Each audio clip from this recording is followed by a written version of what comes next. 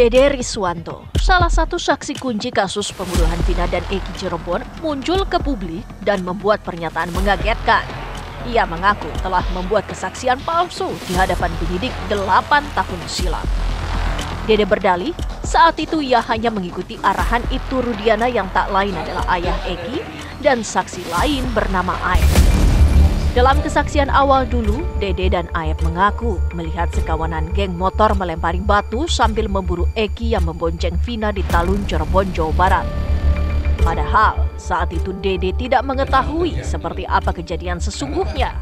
Sedangkan kesaksian Dede tersebut selanjutnya malah menjadi salah satu pertimbangan penting bagi hakim sebelum memutuskan perkara. Nah, kemudian kamu bertemu dengan Rudiana di mana? Di situ juga? Di situ juga. Saya tahu Rudiana pun saat di situ. Oh, kamu kenal Rudiana saat di situ? Saat di situ. Waktu dia pakai baju apa nih? Baju preman atau baju preman sih, Pak. Baju biasa. Tertulis sih. Apa? Dikenalkan sama Aep siapa ini gitu? Iya, dikenalkan sama Aep. Ini Pak Rudiana. Nah, lantas apa kata Aep kepada kamu? Ya, saya bilang ke Pak Rudiana juga pada situ. Pak, buat jadi saksi apa? Anak saya meninggal. Nah, sedangkan saya tidak tahu kejadian itu. Dan saya pun tidak kenal nama-nama dan muka dan peristiwa itu emang tidak tahu sama sekali, Pak. Nah, terus apa kata Rudiana? Kata Aep Rudiana, dia bilang, Pak, ya udah ntar saya kasih tahu katanya. Ya setelah dikasih tahu, pada saat nongkrong di situ, pada saat ke warung ada orang segerombolan nongkrong, terus melihat pelemparan batu kepada anaknya Pak Rudiana. Nah, terus dilempar batu itu tidak kena, terus pengejaran membawa bambu. Nah, terus setelah itu ya tidak tahu kejadian itu lagi, Pak. Setelah pengejaran tidak tahu. Sudah sampai situ doang. Putusan pengadilan yang kemudian menjebloskan para terpidana kasus Vina ke bui turut menyebut nama Dede sebagai teman Aep. Di samping soal kesaksian palsu, Dede juga mengungkap sejumlah keganjilan seperti rekayasa berita acara pemeriksaan atau BAP. Dede mengaku sebelum BAP, ia tidak pernah disumpah. Berikutnya, Dede juga mengaku diminta agar tidak hadir untuk bersaksi dalam sidang kasus tewasnya Vina dan Eki, walaupun ada surat panggilannya. Ini problem besar yang kita lihat bahwa Dede itu ternyata hanya memberikan kesaksian di BAP. Dede tidak hadir di sidang pengadilan. Dalam konteks ilmu hukum pembuktian, ketika seorang tidak hadir di pembuktian di persidangan, namanya saksi afidavit. Jadi kalau ada kecurigaan kenapa Dede tidak dihadirkan, padahal dalam konsep hukum itu hadir itu wajib, karena sebagai untuk pembuktian, sebagai bentuk klarifikasi, untuk menjadikan keterangan apakah dinyatakan Dede benar atau tidak. Saya tidak tahu kenapa Dede tidak dihadirkan, hanya memberikan keterangan di pemalsuan keterangan di tingkat penyidikan. Ini suatu kejanggalan luar biasa. Waktu bergulir, lama bungkam sambil menutup rapat kesaksian palsunya itu rupanya membuat Dede merasa tidak tenang dan dihantui rasa bersalah. Sebab secara tidak langsung, Dede sudah ikut menjebloskan sejumlah orang ke balik jeruji besi. Demi menebus rasa bersalahnya, Dede ingin usahanya mencabut kesaksian palsunya itu dapat membantu 7 terpidana yang saat ini meringkuk di bui kelak dapat menghirup udara bebas. Dede sadar pengakuannya itu syarat resiko. Ia pun siap menanggung segala konsekuensinya. Kedepannya ya saya pengen 7 terpidana itu keluar aja. Cukup, cuman itu tujuan saya. Untuk hukuman yang kedepannya akan dihadapi oleh Mas Dede apakah? Siap. Tadi kan saya udah bilang udah siap apapun. Apapun itu saya udah siap. Pernyataan Dede membuat gerah pihak Ibtu Rudiana yang bergegas buka suara. Pihak Ibtu Rudiana melalui tim kuasa hukum yang memandang pernyataan Dede tak ubahnya fitnah semata. Mereka juga menilai Dede telah mencemarkan nama baik Ibtu Rudiana. Karena itu mereka tidak akan sungkan-sungkan mengambil langkah tegas. Terkait dengan keterangan saudara Dede, perlu kami luruskan dan tegaskan bahwasanya keterangan saudara Dede tersebut adalah fitnah. Terus terang, kami di sini membantah keterangan daripada saudara Dede, di mana kasus tersebut itu hanya 3 hari di Polresta Cirebon dan langsung diserahkan ke Polda Jawa Barat. Bagaimana mungkin Bapak Ibtu Rudiana itu mengarahkan dan membuat skenario Padahal penanganan kasusnya itu sudah diserahkan ke Polda Jawa Barat. Ibtu Rudiana berhak menampik pengakuan Dede soal kesaksian palsu itu. Di sisi lain, Dede juga boleh-boleh saja belak-belakan di hadapan orang-orang menyuarakan keresahannya. Pertanyaannya, lalu siapa benar? Tentu ini tidak bisa sekedar omong-omong tanpa bukti kuat. Seluruh pernyataan Dede pun disebut telah dibuatkan akta pengakuan di hadapan notaris dengan penuh kesadaran dan tidak ada paksaan dari pihak manapun. Begitu pula pihak Ibtu Rudiana juga mengklaim mengantongi alasan kuat menyangkal tudingan Dede. Dan sebagai bukti, Dede ini juga sudah datang memberikan keterangannya itu di hadapan notaris. Dia tertangani di hadapan notaris. Semua keterangan dia itu tadi itu.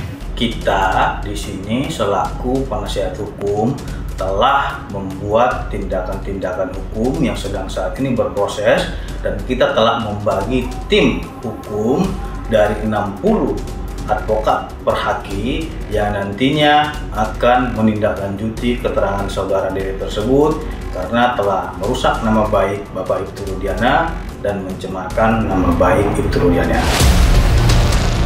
Selanjutnya, siapa lebih dulu yang akan membuat laporan ke polisi? Apakah Dede ataukah Ibtu Rudiana? Kaitannya antara Dede dan Ibtu Rudiana yang kemudian saling membantah. Saya kira ini adalah satu hal yang segera diklarifikasi, dicari kepastiannya. Maka lebih baik, lebih tepat ya, masing-masing pihak saling segera melaporkan ke kepolisian untuk menentukan sebetulnya siapa yang benar keterangannya, sehingga diselesaikan melalui mekanisme hukum, bukan polemik di media sosial atau kemudian pansos. Pembuktian mana yang benar, keterangan Dede ataukah sanggahan Ibtu Rudiana jelas akan butuh waktu. Apapun hasilnya nanti, kesaksian Dede 8 tahun silam nyatanya telah ikut mengantarkan terpidana kasus Vina dan Eki Cirebon ke balik jeruji bui.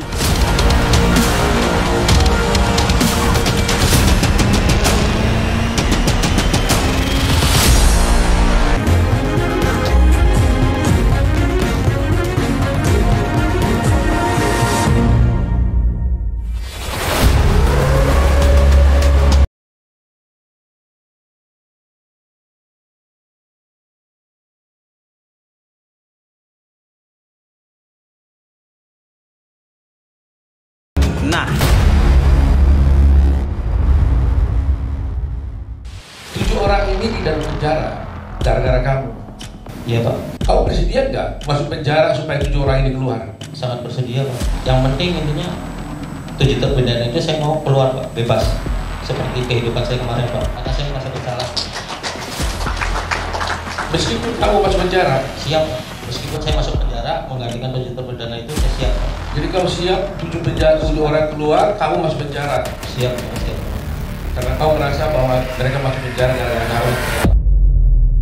Dede Riswanto pantas menyesal sudah membuat kesaksian palsu dalam kasus tewasnya Vina dan Eki Cirebon tahun 2016 lalu. Akibat kesaksian palsunya itu, 8 orang kemudian dipersalahkan dan dijebloskan ke penjara.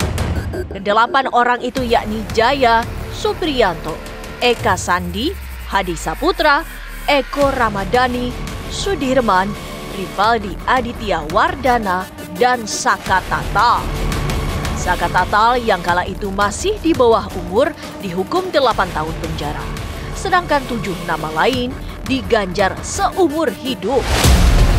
Pada medio April 2020, Saka dinyatakan bebas bersyarat dan dikenakan wajib lapor. Kemudian barulah pada Selasa 23 Juli 2024, Saka resmi menyandang status bebas murni. Ihwal kesaksian palsu Dede bermula dari ajakan Aep yang dikenalnya sebagai teman kerja untuk bersama-sama pergi ke kantor polisi pada Jumat malam 2 September 2016 lampau. Mereka bermaksud memberikan keterangan seputar tewasnya Vina dan Eki yang terjadi sepekan sebelumnya, tepatnya pada Sabtu malam 27 Agustus 2016. Setelah dalam Polres saya tanya, mau ngapain di sini? Katanya buat keterangan saksi anaknya Pak Rudiana yang meninggal.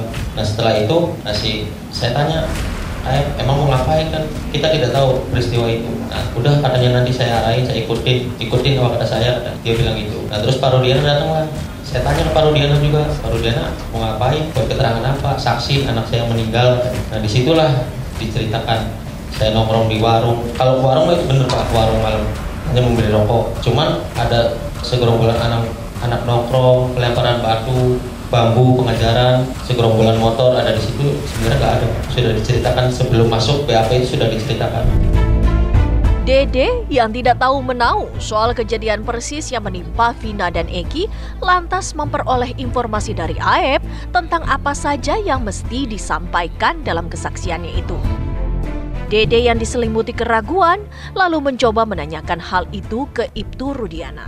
Ya saya bilang ke Pak Rudiana juga pada situ, Pak, buat jadi saksi apa? Anak saya meninggal kan. Nah, sedangkan saya tidak tahu kejadian itu. Dan saya pun tidak kenal nama-nama dan muka, dan peristiwa itu emang tidak tahu sama sekali Pak. Nah, terus apa kata Rudiana?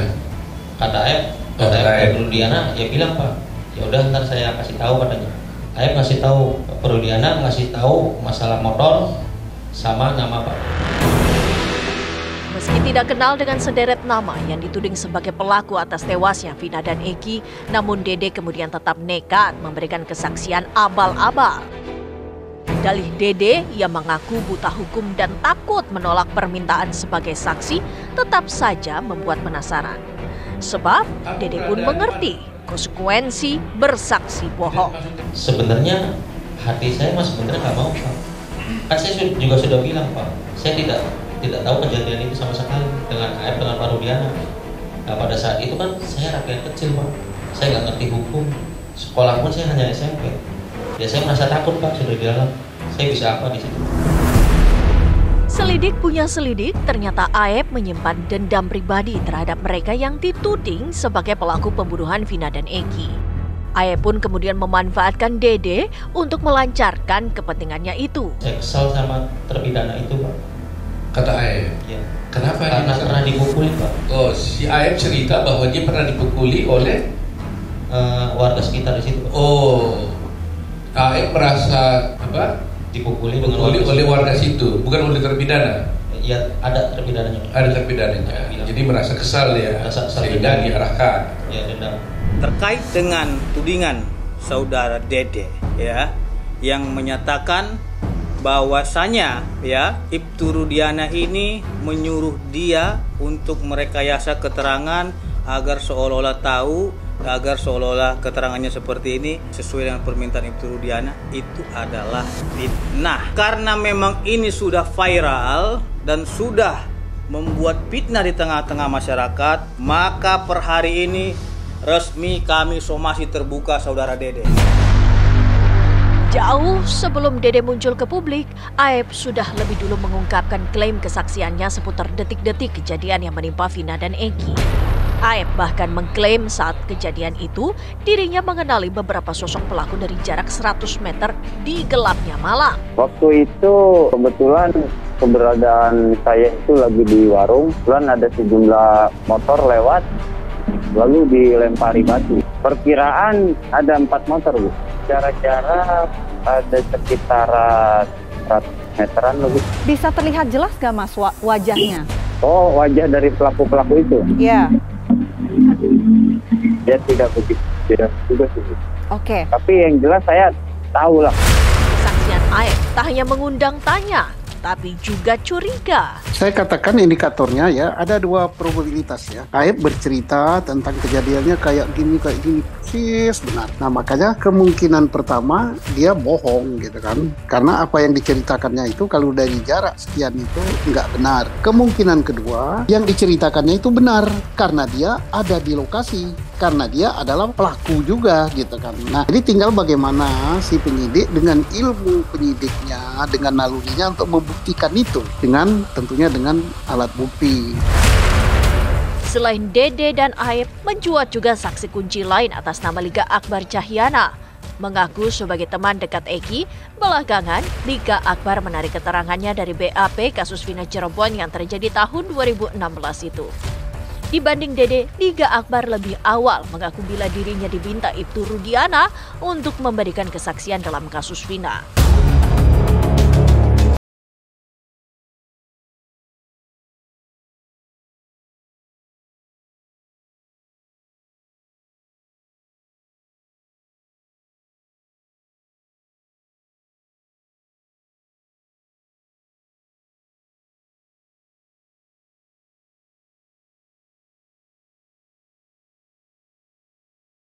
Nah,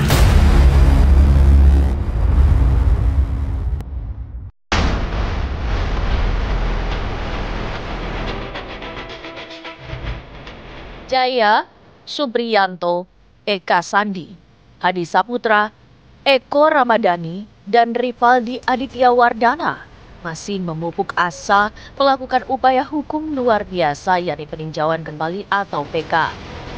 Melalui kuasa hukum, mereka bahu-membahu mengumpulkan bukti-bukti baru yang lebih kuat agar PK berjalan mulus. Bersama mereka, ada nama Saka Tatal yang sempat mencicipi dinginnya dinding bui. Namun Saka yang kala itu masih di bawah umur hanya dihukum 8 tahun penjara. Sedangkan nama-nama lain diganjar seumur hidup. Medio April 2020, Saka bebas bersyarat dan dikenakan wajib lapor. Barulah pada Selasa 23 Juli 2024, Saka resmi dinyatakan bebas murni dan tidak ada lagi kewajiban lapor. Sewindu berlalu, Saka kini tengah menempuh jalur hukum peninjauan kembali. Sidang PK pertamanya sudah digelar pada Rabu 24 Juli 2024.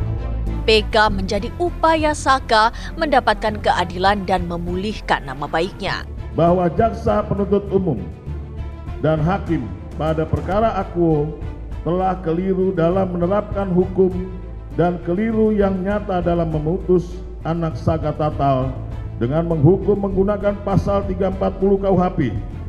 Sementara dari fakta hukum anak Saka Tatal yang berusia 16 tahun belum dewasa, tidak mempunyai maksud kesengajaan dengan maksud dan rencana terlebih dahulu untuk membunuh korban Muhammad Rizky Rudiana dan Vina, Saka Tatal hanya diajak oleh Eka Sandi dan memukul 1 kali kepada korban Muhammad Rizky Rudiana, bukan kepada Vina. PK Saka yang sudah mulai disidangkan seakan menjadi dambaan terpidana lain mengikuti langkahnya. Serupa Saka, Rivaldi JS juga berharap keadilan berpihak pada mereka. Pada penghujung pekan ketiga Juni 2024, Hadi Saputra, Supriyanto, Eka Sandi, dan Rivaldi Aditya Wardana resmi memberikan kuasa kepada para pengacara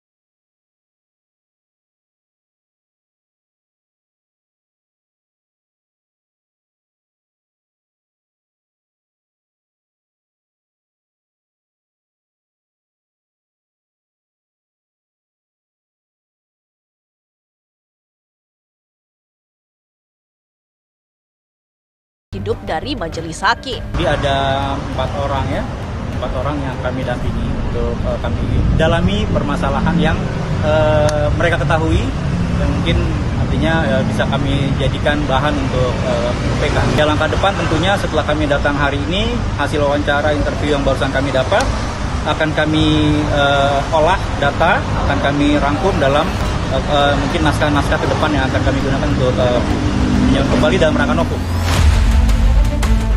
Terkini, mengikuti jejak Saka Tatal, ikhtiar PK Rivaldi Aditya Wardana dinilai semakin dekat. Kuasa hukum meyakini Rivaldi tidak bersalah atas tuduhan pembunuhan Vina yang diarahkan kepadanya. Rivaldi juga mengaku tidak kenal dengan orang-orang yang dituding bersalah itu. Bahkan dalam laporan terdahulu, Rivaldi dibilang diminta mengaku atas nama Andika. Kuasa hukum Rivaldi pun optimistis upaya PK yang ditempuhnya menjumpai titik terang. Tujuan kami tim SWR ke sini itu sebenarnya lebih ke memantapkan ya untuk kuasa hukum dari Rivaldi yang dari tahun 2017 itu akan mengajukan PK. Karena kan di antara yang lain tuh upaya hukum tuh Rivaldi sudah dijalankan semua kan dari banding, kasasi, dan ini adalah upaya yang terakhir untuk Rivaldi bahwa menyatakan Rivaldi bukanlah Andika. Udah ada berapa novum yang dikumpulkan? Novum sih kami tetap kuat ya bahwa menunjukkan Rivaldi bukanlah Andika, itu aja. Karena di dalam BAP semuanya itu kan selalu menyebutkan Andika ya, tidak pernah menyebutkan Rivaldi. Makanya itu yang menjadikan dasar kami. Ya bukti-bukti bahwa Rivaldi itu dari kecil tidak pernah disebut namanya Andika. Putusan sidang peninjauan kembali atas kasus Saka Tatal kelak dinilai dapat berdampak penting terhadap nasib terpidana lain kasus pembunuhan Vina dan Eki. Jika putusan PK atas Saka diterima, terpidana lain diperkirakan juga akan mengajukan hal serupa dan kemungkinan pula akan diterima. Sebab semua perbuatan terjadi dalam satu rangkaian kasus yang sama. Persoalannya sekarang, seberapa kuat bukti-bukti baru yang diajukan di persidangan nanti sanggup meyakinkan majelis hakim menerimanya.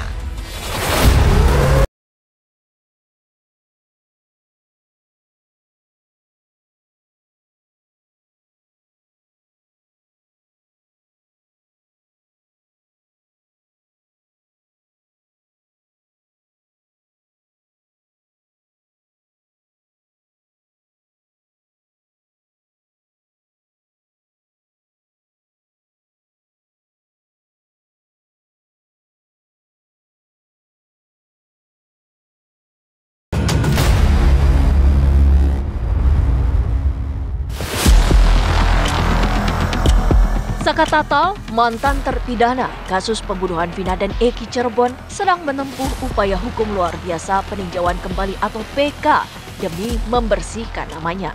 Mantan terpidana kasus Vina Cirebon ini mengajukan PK setelah Peggy Setiawan menang sidang pra-peradilan beberapa waktu lalu. Walau telah bebas, Saka tetap mengajukan PK lantaran merasa tidak pernah terlibat dalam kasus Vina. Sidang pertama PK Saka sudah digelar di Pengadilan Negeri Cirebon pada Rabu 24 Juli 2024. Dalam sidang itu, kuasa hukum Saka mengajukan novum atau bukti baru agar peninjauan kembali dapat diterima. Di antara novum baru itu adalah lampiran foto Vina dan Eki kala berada di Rumah Sakit Gunung Jati, Cirebon, Jawa Barat usai korban dievakuasi ke rumah sakit. Selain itu, ada pula hasil visum Vina dan Eki di mana tak ada luka tusukan seperti yang disebut-sebut sebelumnya. Kemudian pencabutan keterangan saksi Liga Akbar dan Dede Riswanto hingga keterangan Kapolri bahwa penanganan awal kasus Vina tidak berdasarkan scientific crime investigation. Novum pertama yaitu tentang penjelasan kecelakaan lalu lintas yang berkaitan dengan novum 1 dan 5. Kemudian tambahan novum ke-6 yaitu novum digagai oleh Liga Akbar, pernyataan Liga Akbar. Kemudian novum yang ke-9 pemaksaan korban, pemaksaan keterangan penyiksaan. Novum ini diketahui oleh saudara Selis pada bulan Juni 2024. Novum ke-10. Novum ke-10 penghapusan 2 DPO oleh Polda Jabar. Dihapusnya DPO artinya perbuatan pasal 340 KUHP tidak pernah ada. Keesokan lusa, Jumat 26 Juli 2024, sidang PK Saka Tatal berlanjut. Agenda sidang yakni kontra memori peninjauan kembali oleh pihak termohon, yaitu Jaksa Penuntut Umum Kejaksaan Negeri Cirebon. Di sini optimisme pihak Saka terusik. Jaksa Penuntut Umum menyebut novum atau bukti baru yang diajukan kuasa hukum Saka, yakni foto jasad Vina dan Eki saat berada di Rumah Sakit Gunung Jati, bukanlah bukti baru. Selain itu, JPU juga menemukan beberapa novum bersumber dari media sosial yang mereka ragukan kesahihannya. JPU juga membantah kesimpulan pihak Saka yang menyatakan kematian Vina dan Eki disebabkan oleh kecelakaan lalu lintas tunggal. Tambahan penjelasan pemohon peninjauan kembali pada poin 1 memori tambahan pemohon yang berkesimpulan bahwa kematian Muhammad Rizky Rudiana dan Vina disebabkan karena kecelakaan lalu lintas tunggal, yang dapat kami tanggapi sebagai berikut, bahwa berdasarkan fakta hukum Novum 1 sampai dengan 3 dan Novum 5 yang dianggap novum oleh penasihat hukum peninjauan kembali merupakan foto lama yang telah dilampirkan dalam berkas perkara atas nama anak Saka Tatal, yang pada dasarnya sama, hanya diambil dari visi yang berbeda namun tidak merubah esensi dan maksud dari foto tersebut. Beberapa foto anak korban Muhammad Rizky Rudiana dan anak korban Vina digunakan juga dalam pemeriksaan korban Muhammad Rizky Rudiana dan korban Vina oleh dokter yang terdapat di dalam visum et repertum dan bukan merupakan kecelakaan lalu lintas tunggal sebagaimana diasumsikan oleh penasihat hukum yang juga tidak beralasan hukum. JPU kemudian berkesimpulan 10 novum baru yang diajukan pihak Saka tidak ada bukti baru. Meski begitu, usai pembacaan kontra memori PK dari JPU, Majelis Hakim yang dipimpin Hakim Ketua Rizka Yunia sempat meminta pemohon menghadirkan saksi fakta untuk novum atau bukti baru yang diajukan. Pihak Saka Tatal pun menghadirkan Selis, kakak kandung Saka Tatal. Ia mengaku mendapat bukti baru berupa beberapa foto terkait tewasnya Vina dan Eki. Bismillahirrahmanirrahim. Bismillahirrahmanirrahim. Demi Allah saya bersumpah. Demi Allah saya bersumpah. Bahwa saya telah menemukan surat bukti berupa foto. Ya. Foto siapa? Saya dapat itu. Ya, ibu sebut fotonya siapanya? Eki, korban. Siapa namanya? Saya tanya korban itu. Oh, korban. Eki. Ya, ibu sebut. Eki. Berupa foto. Eki. Pada hari saya tahu waktu hari. Kalau hari punten saya lupa. Saya tanggal lupa. Bulannya saya dapat info Eki di bulan Mei tahun 2024. Di mana? Saya dikasih di rumah. Rumahnya ibu di mana? Saudara RT 4 alamat lengkap nomor 43 Karya Bakti, Kelurahan Kecamatan Kesambi, Cirebon. Dan belum pernah diajukan di persidangan. Belum pernah. Ikuti kata saya. Dan belum pernah diajukan di persidangan. Menyikapi tanggapan JPU yang menyebut tidak ada bukti baru dalam novum yang diajukan dalam PK tersebut, tim kuasa hukum Saka mengaku tidak akan tinggal diam. Mereka pun menantang JPU untuk membuka berkas perkara mengenai novum tersebut. Tim kuasa hukum Saka pun hakul yakin foto-foto yang mereka ajukan sebagai novum itu tidak pernah muncul dalam persidangan sebelumnya, baik itu dalam sidang Saka ataupun 7 terpidana lainnya. Saya juga meyakini, saya loh yang hadir di sidang di 2016, di sidang Saka Tatal 5 novum itu tidak pernah ada di dalam berkas. Jangankan di berkas Saka Tatal, di berkas ke-7 terpidana juga tidak tertuang novum itu. Peninjauan kembali yang merupakan upaya terakhir Saka untuk mendapatkan keadilan dengan mencari dan menampilkan bukti-bukti baru dinilai memiliki konsekuensi yang tidak sederhana. Melalui PK, kualitas putusan hakim terdahulu pun seakan diuji.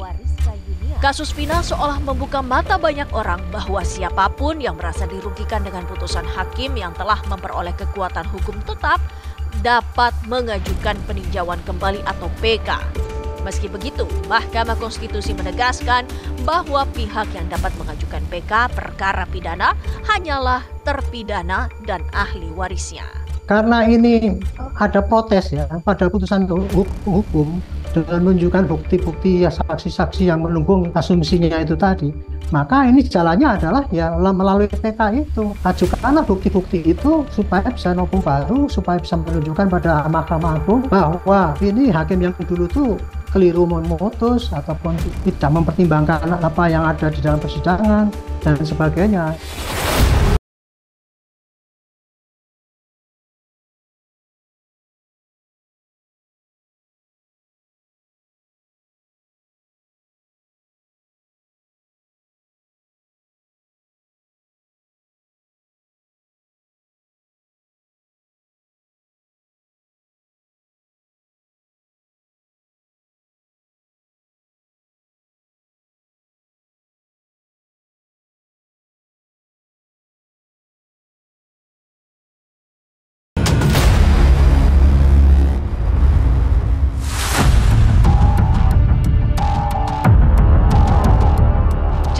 kematian Vina dan Eki Cirebon bak membuka kisah yang sudah lama ditutup.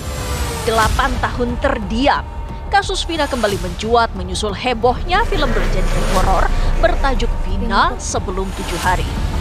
Film itu disebut mengangkat kasus kematian Vina yang syarat misteri.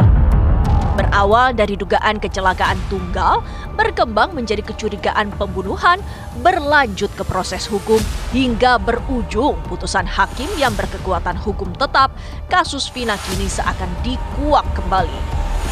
Kemenangan Peggy Setiawan dalam pra-peradilan yang dibacakan Hakim Tunggal Pengadilan Negeri Bandung Eman Sulaiman pada 8 Juli 2024 seperti menjadi pintu masuk para terpidana kasus Vina mengajukan peninjauan kembali atau PK.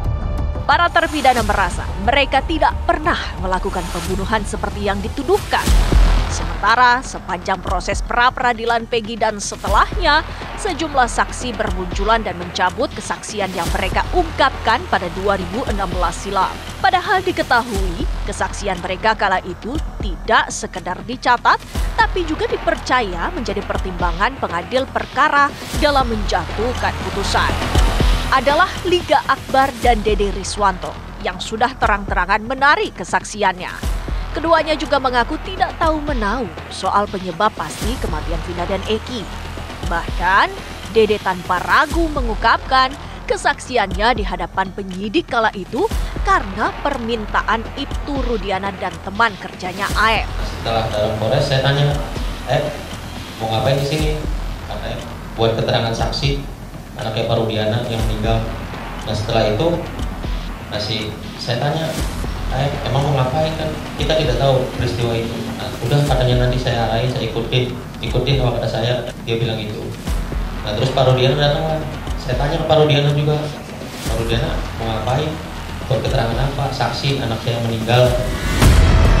Tak dipungkiri, begitu para saksi menarik kesaksian terdahulu dan menguak cerita tersembunyi di baliknya, publik pun bertanya, fakta seperti apa yang sesungguhnya terjadi pada Sabtu malam 27 Agustus 2016 dan beberapa hari setelahnya itu? Benarkah ada rekayasa saat penyelidikan awal? Ibtu Rudiana selaku orang tua Eki seakan menjadi pihak yang disudutkan oleh pernyataan Dede. Selama ini di dunia maya sana banyak sekali orang-orang yang sepertinya lebih menyudutkan ke saya. Ada lagi yang katanya saya merekayasa hal-hal negatif, tentunya itu saya bantah. Saya tidak pernah merekayasa apapun. Yang saya lakukan sebagai orang tua korban, melaporkan tentang sesuatu yang saya ketahui, itulah yang saya laporkan. Setelah saya laporkan tentunya oleh penyidik. Menguatkan bantahan Ibtu Rudiana, salah satu kuasa hukumnya Pitra Romadoni membagikan informasi soal perjumpaannya dengan Aep Rudiansyah dalam sebuah kesempatan. Dalam video itu, Aep mengaku tidak habis pikir Dedek mengubah kesaksiannya. Si Dede ini benar nggak itu? Tidak benar Pak Rudiana. Keterangan si Dede itu tidak benar Pak. Tidak benar ya? Ya. Sama sekali Pak Rudiana tidak pernah menjemput dia ya? Tidak pernah Pak. Nah, dan tidak pernah Pak Rudiana mengarahkan dia ya? Tidak pernah Pak. Oke. Nah pada waktu malam 27 Agustus 2016 itu, Dede melihat nggak itu pelemparan itu dan kejar-kejaran itu? Melihat Pak, melihat ya. Ini di tanggal 27 Agustus itu Dede itu bersama saya Pak. Jam 10 malam itu saya kebetulan di rokok sama beliau Pak. Kenapa kata dia tidak melihat, sekarang dia bilang tidak melihat adanya aksi kejar-kejaran? Nah di situ makanya saya sempat bingung juga sama Dede, kok bisa berubah keterangan. Sengkarut belum terurai, pihak yang meyakini kasus Vina sebagai kecelakaan murni kontra mereka yang percaya Vina dan Eki tewas dibunuh masih beradu nyari. Pihak yang meyakini kasus Vina sebagai kecelakaan murni antara lain Dede dan mantan terpidana kasus Vina Saka Tatal. Saka Tatal diketahui saat ini sedang menempuh upaya hukum luar biasa peninjauan kembali. Sedangkan pihak yang percaya Vina dan Eki sebagai korban pembunuhan seperti Ibtu Rudiana, keluarga Vina, hingga saksi Aep Rudiansyah. Sebetulnya saya meyakini Mbak bahwa peristiwa di 27 Agustus 2016 itu tidak pernah terjadi dan melibatkan 8 terpidana termasuk Saka Tatal. Tidak pernah ada pembunuhan dan pemerkosaan. Dari novum yang paling bisa saya tampilkan secara visual, misalnya ini adanya, jadi kelihatan Mbak, ini salah satu di antaranya. Jadi ada serpihan daging di baut tiang PJU. Sebetulnya adanya serpihan daging di tiang baut PJU ini juga sudah disampaikan oleh saksi yang melakukan olah TKP. Justru kalau korban kecelakaan harusnya ya kalau sampai meninggal keseret jalanan, ketimpa pasti kan harus hancur dong kulitnya ini. Visum ini menyatakan patah tulang di mana-mana. Ya ini jadi sampai kapanpun kami tetap meyakini bahwa apa yang terjadi itu sebenarnya bukan kecelakaan tetapi pembunuhan. Lantas apa sesungguhnya yang terjadi pada Vina dan Egi? Apakah karena kecelakaan tunggal ataukah menjadi korban pembunuhan? Sidang PK Saka Tatal dalam rangka turut mengurai sengkarut kasus Vina telah menghadirkan sederet saksi. Keterangan mereka menjadi pertimbangan penting bagi Hakim Mahkamah Agung dalam menjatuhkan putusan PK nanti. Dan pelaku ini yang ke-7 orang ini, ke-8 orang ini saya lihat membaca putusan pengadilan. Dari putusan pengadilan itu mengatakan ada hanya yang memukul. Sementara kematian si Eki itu karena salah satunya adalah pukulan di rahang. Sementara pelaku 8 orang itu tidak ada yang melakukan pemukulan di rahang. Yang melakukan pemukulan rahang itu adalah si Dani yang katanya sekarang fiktif. Loh, bagaimana perkara ini? Nah, pertanyaannya produk dari proses penyidikan itu benar atau tidak benar? Dia ngomong aja, penyidikannya benar atau tidak benar? Maka ada majelis PK ini, itulah pentingnya untuk menguji semuanya. Jadi seharusnya adalah ada majelis PK seperti ini, semuanya bersyukur. Dosa-dosa kalau ada kekeliruan itu diralat dalam proses ini. Kelak, putusan PK Saka Tatal maupun terpidana yang lain setidaknya memberi gambaran akar sengkarut kasus Vina dan Egi Cirebon ini.